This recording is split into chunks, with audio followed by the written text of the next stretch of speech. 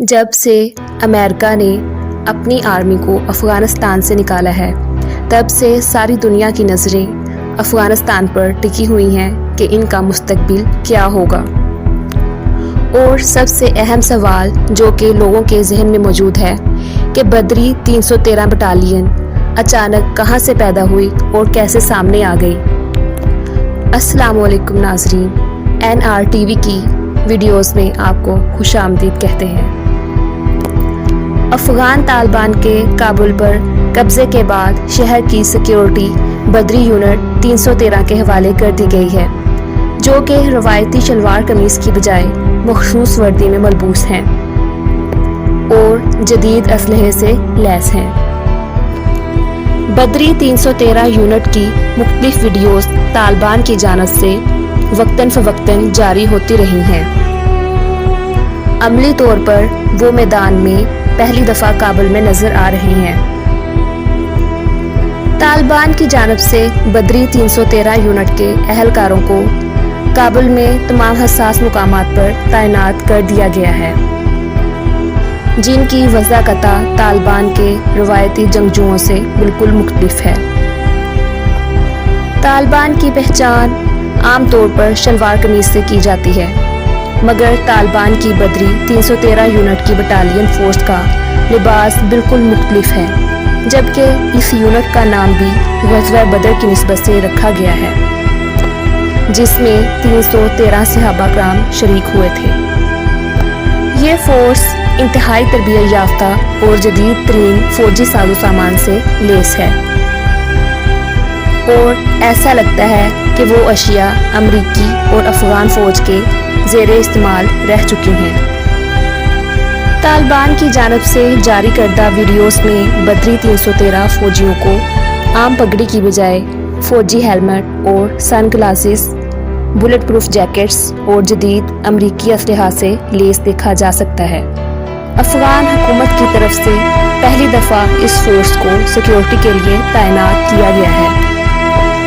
اس force سے media کو دستیاب معلومات طالبان کی جانب سے فراہم کی گئی ہیں، جن میں اس یونٹ میں شامل اراکین کی تعداد ظاہر نہیں کی گئی ہے۔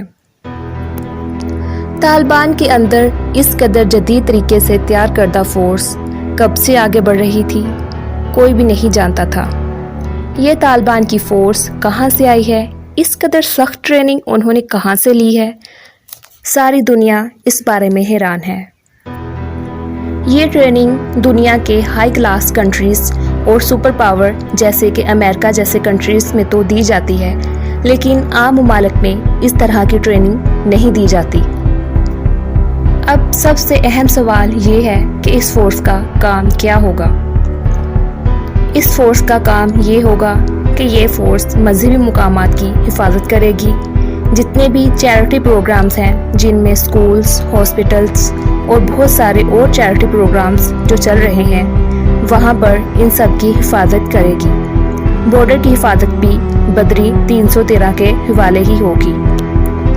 لیکن یہ فورس جو دکھائی جا رہی ہے، اس کے پاس US کا بلکہ دنیا کا جدید ترین اسلحہ موجود ہے۔ ان کے پاس نائٹ ویژن گوگلز موجود ہیں، ان کے پاس سنائپر گنز موجود ہیں اور اعلیٰ درجے کا نیویگیشن سسٹم موجود ہے۔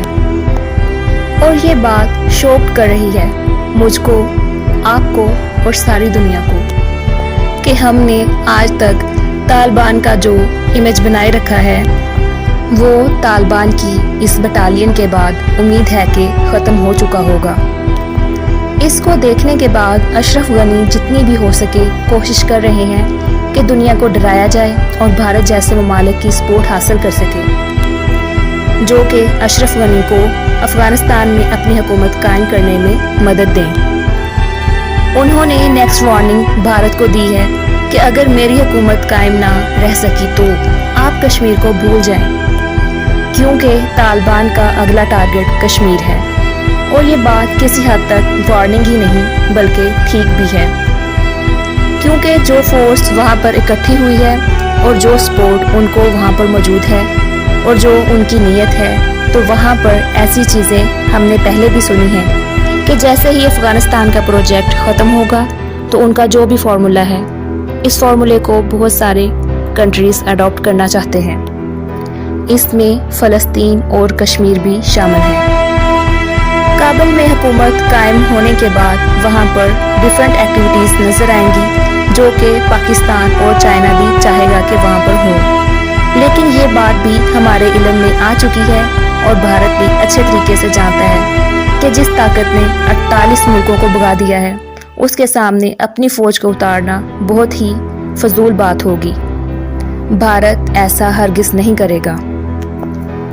بھارت چاہے آئے یا نہ آئے لیکن اشرف غنی کی حکومت کو ختم ہونا ہے. اشرف غنی کو جانا ہے یا مرنا ہے یہ ایک ہی بات ہے. اگر آپ سے سوال کیا جائے کہ وہ یونیفارم اور اسلحہ جو کہ امریکن فوج استعمال کرتی رہی ہے وہ افغان بٹالین کے پاس کہاں سے آیا اور ان کے پاس اس قدر جدید آلات کہاں سے آئے، اگر آپ کے پاس اس بارے میں معلومات موجود ہیں تو ہم سے ضرور شیئر کیجیے. اللہ حافظ.